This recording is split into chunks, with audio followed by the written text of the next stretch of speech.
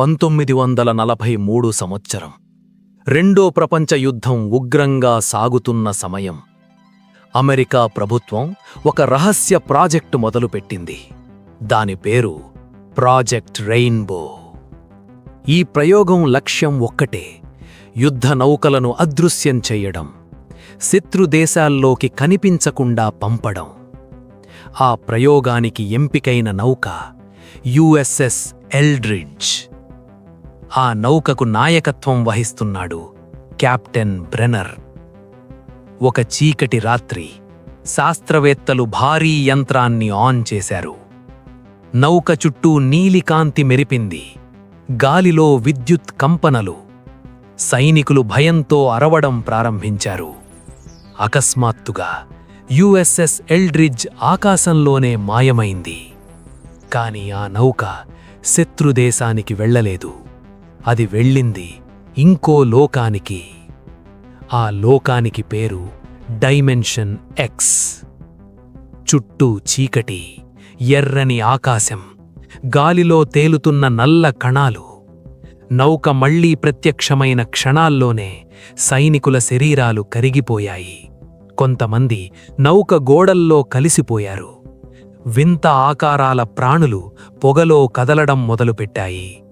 అందులో ఒక్కరే బ్రతికాడు: కెప్టెన్ బ్రెనర్. ఆ లోకపు చీకటి కణాలు అతని శరీరంలోకి ప్రవేశించాయి. అతని రక్తం మారిపోయింది. కొద్ది నిమిషాల తరువాత యుఎస్ఎస్ ఎల్డ్రిడ్జ్ మళ్లీ సముద్రంలో ప్రత్యక్షమైంది. శాస్త్రవేత్తలు పరుగెత్తుకొచ్చారు. నౌకలో శవాలు, వింత వాసన. మధ్యలో కూర్చునున్నాడు బలహీనంగా కెప్టెన్ బ్రెనర్. అతని చేతి నుంచి నల్లా నారింజ రంగు రక్తం కారుతోంది. శాస్త్రవేత్తలు ఆ రక్తాన్ని రహస్యంగా సేకరించారు. ఈ ఘటనను ప్రపంచం నుంచి దాచేశారు. ఏళ్ల తరువాత 1950 సంవత్సరం కెప్టెన్ బ్రెనర్ కుమారుడు డాక్టర్ అలెన్ బ్రెనర్ ఒక రహస్య శాస్త్రవేత్తగా మారాడు. తండ్రి రక్తంపై పరీక్షలు చేయడం ప్రారంభించాడు.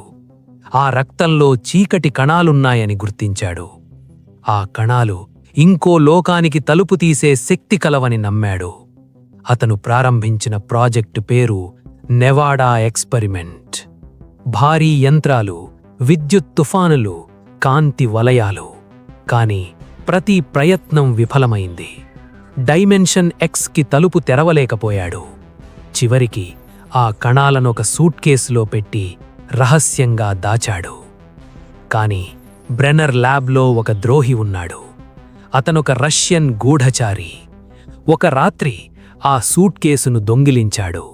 అడవిలోకి పారిపోయాడు. చివరికి ఒక లోతైన గుహలో ఆ సూట్ కేసును దాచాడు. ఇప్పుడు కథలోకి వస్తాడు ఒక చిన్న బాలుడు. అతని పేరు హెన్రీ క్రీల్.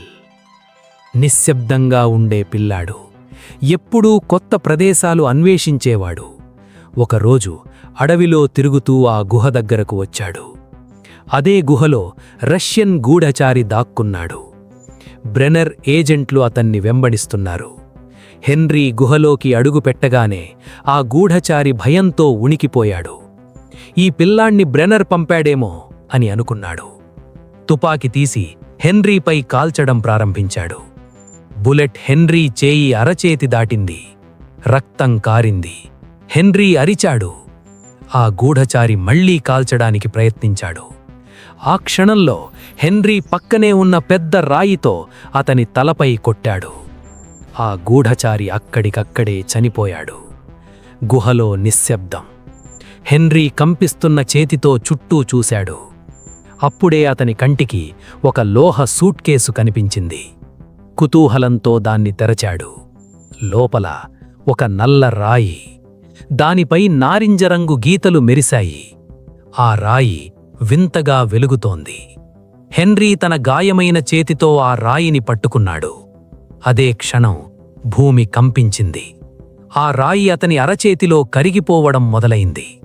రక్తం ఆగిపోయింది. గాయం మాయమైంది. నల్లా నారింజ గీతలు అతని చేతిలో వ్యాపించాయి. గుహ నిండా చీకటి కణాలు తేలాయి. అప్పుడే ఒక లోతైన స్వరం వినిపించింది. ఫైండ్ మీ. హెన్రీ కళ్ళు మెరిపాయి. అతని శరీరంలోకి ఏదో ప్రవేశించింది.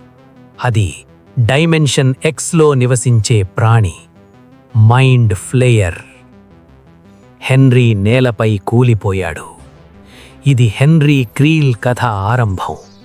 ఇది డాక్టర్ బ్రెనర్ పిచ్చికి మూలం.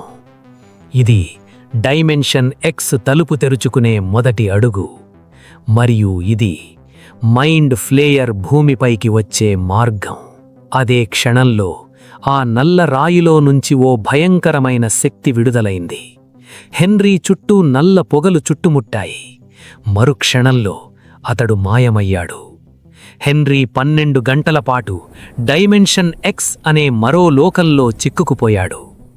ఆ లోకంలో అతడు ఏం చూశాడు, ఏ శక్తిని తనలోకి తెచ్చుకున్నాడు, అది మనం తరువాత తెలుసుకోబోతున్నాం.